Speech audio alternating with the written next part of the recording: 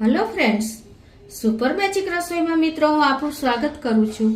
આજે હું કુકરમાં ખાંડવીની રેસીપી તમારી સાથે શેર કરું છું। એ પણ 10 જ મિનિટમાં ઇન્સ્ટન્ટ બની જાય છે।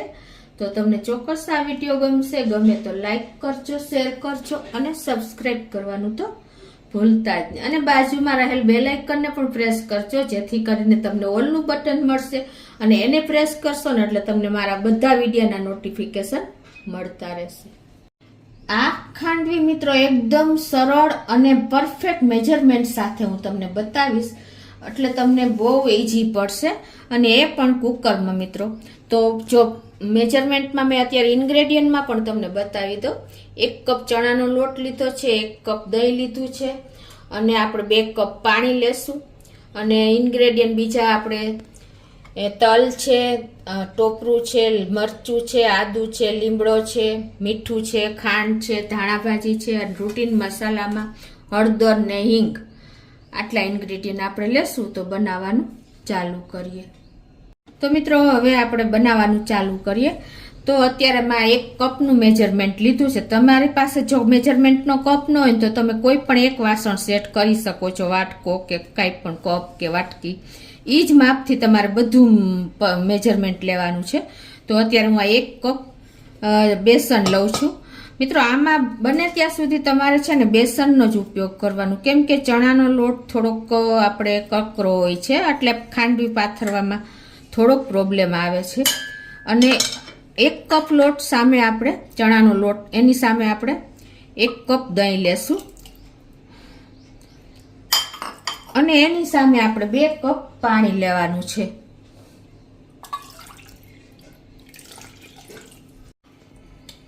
હવે આપણે સમજાઈ ગયું ને તમને કે 1 કપ લોટ સામે આપણે 1 કપ દહીં લીધું અને 2 કપ આપણે પાણી લીધું। આ પરફેક્ટ મેજરમેન્ટ થયું। હવે એમાં આપણે અડધી ચમચી જેવું મીઠું નાખી દેશું, 1/4 ટીસ્પૂન હળદર, 2 પિંચ જેટલી હિંગ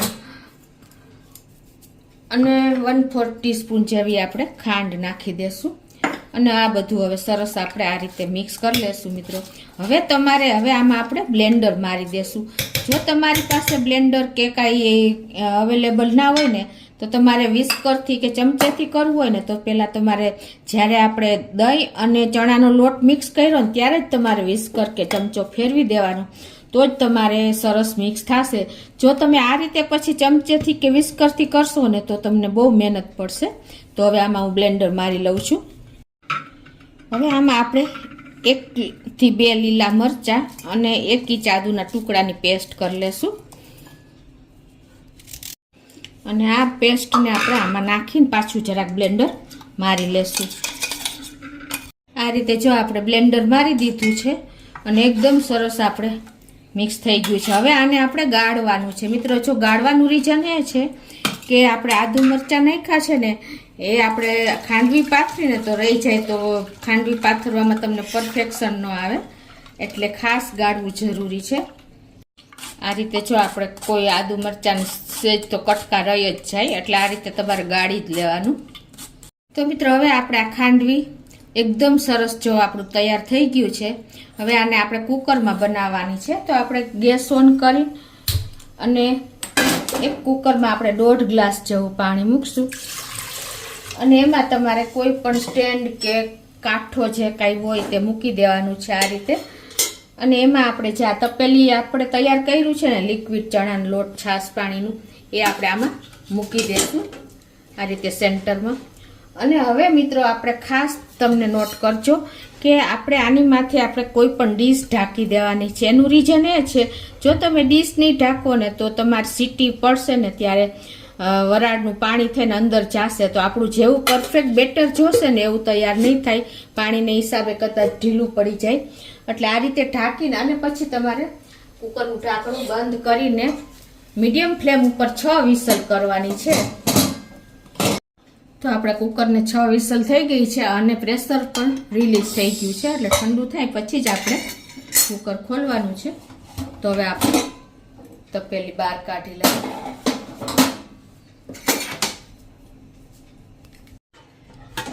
જો મિત્રો આપણે ડીશ ન ઢાંકી હોય તો આટલું પાણી આપણે અંદર જાય તો પરફેક્ટ આપણી ખાંડવીનું રિઝલ્ટ ન મળે, એટલે ખાસ આ મેઇન જરૂરી છે. તો હવે આપણે તપેલી બહાર લઈ લેશું અને એને આપણે ચમચેથી એકદમ સરસ મેશ કરી લેશું. આ રીતે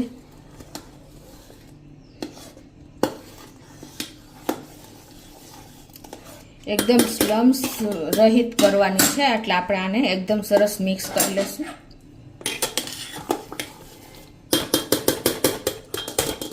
અને આનું બેટર આપણે એકદમ સ્મૂધ કરવાનું છે, તો આપણે એને અત્યારે વિસ્કરથી એકદમ સરસ ફેટી લેશું.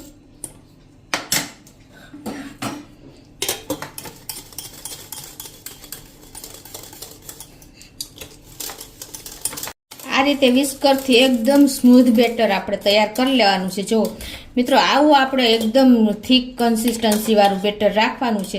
જો તમારે ઢીલું રહી જાય ને તો તમારે 1-2 વિસલ પાછી કરી લેવાની છે. મિત્રો, તમને ખ્યાલ આવી જતો હશે. અને આ બેટરને આપણે ઠંડુ નથી થવા દેવાનું. એકદમ આપણે સેજ ગરમ હોય ને ત્યાં જ આપણે એને પાથરી દેવાનું છે. એટલે કે બેટર અત્યારે હું પ્લેટફોર્મ ઉપર પાથરું છું. આ રીતે જો મેં પ્લેટફોર્મ ઉપર તેલ નથી લગાવ્યું, એ જ રીતે હું આ રીતે થોડું થોડું નાખીને અને પાથરતી જાઉં છું.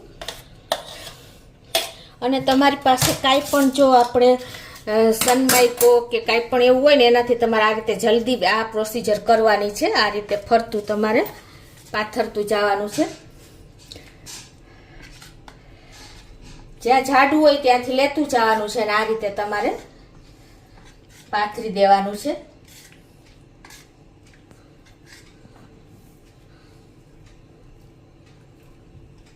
એકદમ પતલું જેટલું પાથરાય ને એટલું આપણે પાથરવાનું છે.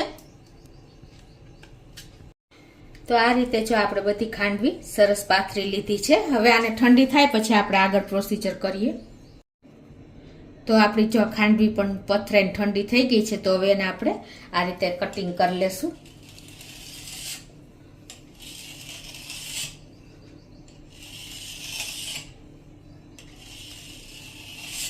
હવે આપણે આ રીતે વચ્ચે પણ 2 કટિંગ કરી મૂકી દેશું. હવે આ રીતે જો આપણે એના રોલ પણ તૈયાર કરતા જાશું. એકદમ સરસ આપણા રોલ તૈયાર થશે. જો મિત્રો, તો આ રીતે જો આપણે બધા રોલ આમાં મૂકતા જાશું થોડા થોડા કરીને. તો આ રીતે જો બધા રોલ તૈયાર કરી લઉં છું. તમને ખ્યાલ આવી જતો હશે.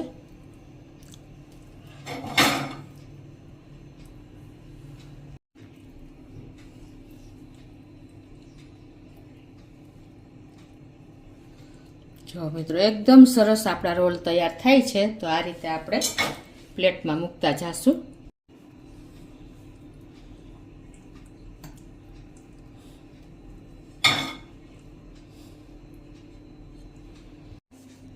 તો મિત્રો, જો આપણે રોલ વાળીને તૈયાર છે. તો હવે આપણે એક ગેસ ઓન કરીને આપણે એક પેનમાં વઘાર કરી લેશું. એના માટે 2 ટેબલ સ્પૂન આપણે તેલ મૂકી દેશું. તો આપણું તેલ પણ ગરમ થઈ ગયું છે. તો એમાં અડધી ટીસ્પૂન જેવી રાઈ અને પિંચ જેટલી આપણે હિંગ નાખી દેશું. અને 8 થી 10 લીમડાના પત્તા નાખી દેશું. અને 1 ટીસ્પૂન જેવા આપણે તલ નાખી દેશું. અને હવે આ વઘાર આપણો પ્રપર થઈ ગયો છે. તો હવે આપણે આ રીતે ગેસ બંધ કરી દઈશું અને આ વઘારને આપણે ખાંડવી ઉપર રેડી દઈશું.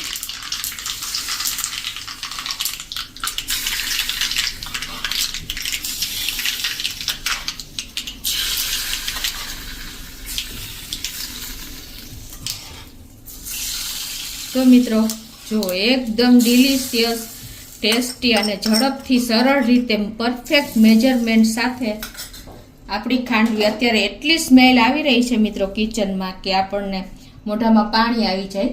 તો હવે આ રીતે આપણે વઘાર રેડ્યા પછી ઉપરથી આપણે થોડી એવી ધાણાભાજી પણ સ્પ્રિંકલ કરી દઈશું અને થોડું એવું આપણે ટોપરાનું ખમણ પણ નાખી દઈશું. તો મિત્રો, ઇન્સ્ટન્ટ 10 મિનિટમાં બનતી આપણી ખાંડવી કુકરમાં ઝડપથી રેડી છે. તો તમને ચોક્કસ આ વિડીયો ઉપયોગી થશે. તમને ગમે તો લાઈક કરજો, શેર કરજો અને સબસ્ક્રાઈબ કરવાનું તો ભૂલતા જ નહીં.